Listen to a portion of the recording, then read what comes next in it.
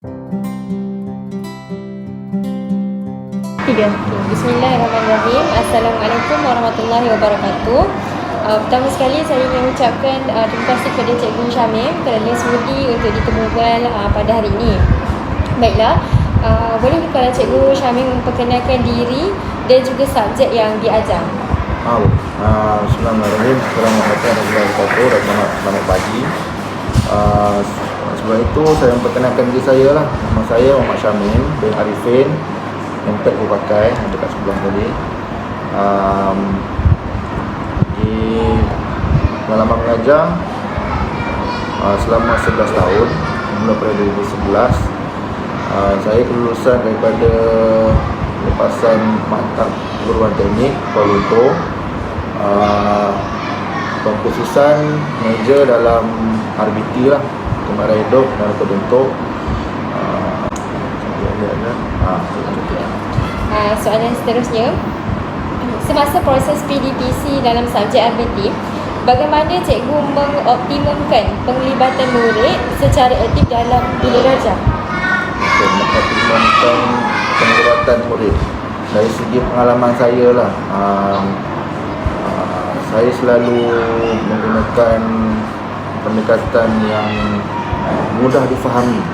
Maksudnya yang budak-budak suka. Kalau budak-budak suka, bila kita cakap tentang konteks budak ni,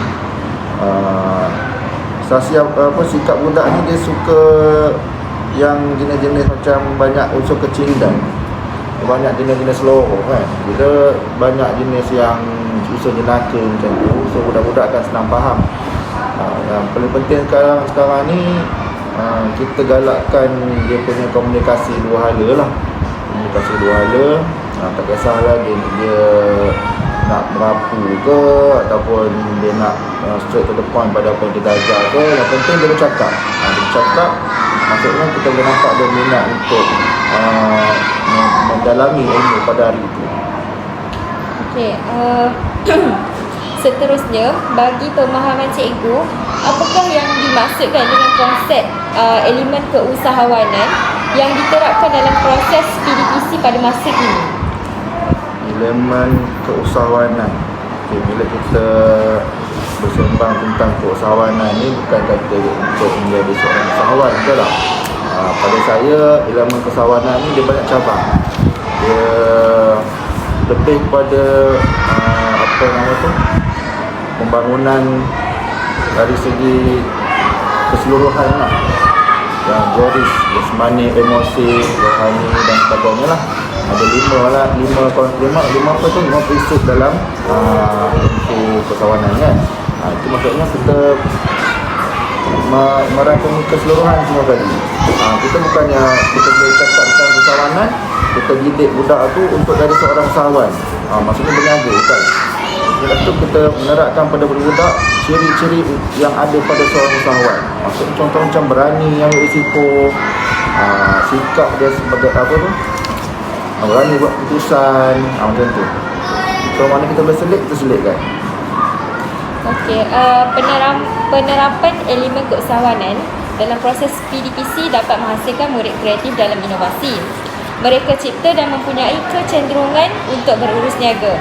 Apakah strategi atau kaedah atau pendekatan yang cikgu gunakan bagi menerapkan elemen keusahawanan dalam aktiviti PDPC yang dijalankan? Okey, bila pendekatan ni banyak. Kita belajar dulu kan. Tapi yang fokus saya pada hari ini, kita menggunakan pendekatan ataupun kaedah secara penyatuan, blending penggabung jalinan penggabungan. Maksudnya kita tak terhad pada satu masa. Kalau saya kurang berminat lah kalau kita nak menggabungkan yang keusahawanan ni pada awal, pada hujung. Saya tak suka menghadkan elemen tu digabung jalankan pada masa-masa tertentu. So bila kita buat penyaluran itu secara menyeluruh, maksudnya kita tidak terikat pada mana-mana masa induksi. Maksud kalau nanti kita dekat proses induksi, kita kena buat proses induksi saja. Waktu lain tak boleh. Tak macam tu. Kalau saya suka lebih kepada penggabung jalinan pada seluruh sesi masa pembagian pembelajaran tu. Okey, soalan yang terakhir. Menjadi seorang guru bukanlah mudah dan semestinya terdapat isu dan cabaran yang wujud. Oleh demikian, apakah wujud isu atau cabaran sepanjang cikgu menjadi guru RBT? Okey, isu dan cabaran menjadi guru RBT ni banyak. Kerana apa? Sekarang ni seperti yang kita tahu, RBT di Kementerian Pendidikan Malaysia ni dia lebih menjurus kepada menghasilkan individu yang dia bukan consumer, dia lebih kepada apa orang kata, creator, pencipta. Dia mencipta suatu barang, bukan lagi consumer. Kalau dulu kemarahan hidup kan, kemarahan hidup kita KPM lebih kepada consumer. Bila kita membeli satu barang tu lebih kepada apa tu, ubah suai ataupun inovasi ataupun contohnya macam baik pulih. Sekarang ni dia lebih kepada creator, mencipta sesuatu barang tu, dicipta yang baru. Itu lebih sebenarnya pada saya lebih mencabarlah untuk mencapai hasrat Kementerian Pelajaran tu. Sebab apa, bila kita jadi macam kreator ni, kita dah lebih kepada macam negara barat. Negara barat kalau kita tengok, dia tak banyak mengguna, dia kurang menggunakan barang-barang sedia ada. Dia lebih kepada mencipta, menggunakan idea-idea baru. Kita nak terapkan tu, kita perlu ada minda ataupun sukatan yang lebih tinggi lah. Itu satu. Yang keduanya, bila kita memerlukan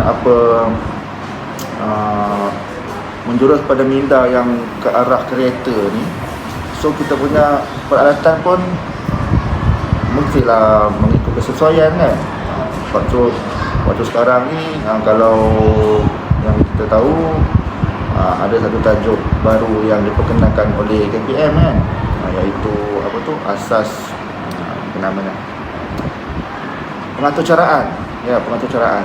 Pengatur caraan ni tahulah dia punya penggunaan perkakasan tu, dia lagi advance, memerlukan perkakasan yang advance. Tekanannya di situ adalah mungkin sekolah ni mungkin sekolah kampung kan. Jadi kelengkapan tu kurang ada untuk melaksanakan tajuk asas pengatur caraan. Kita tahu asas pengatur caraan ni dia setiap tahun ada, tahun 4, tahun 5, tahun 6. Jadi untuk realitinya, tajuk asas pengatur caraan ni, sekolah ini kurang mempunyai kemampuan dari segi perkakasan komputer dan software, seperti yang dalam buku teks. Apa tu, kalau dalam buku teks kita menggunakan software Scratch. Jadi realitinya sekolah ni kurang berkemampuan lah, hanya boleh mengajarkan teori saja. Amalinya belum berkemampuan lagi. Itu sajalah. Okey, itu saja soalan yang saya tanya pada hari ini. Terima kasih kepada Cikgu Syamil kerana sudi untuk kita berbual. Semoga cikgu dipermudahkan urusan dan dimurahkan rezeki. Terima kasih cikgu. Amin, sama-sama.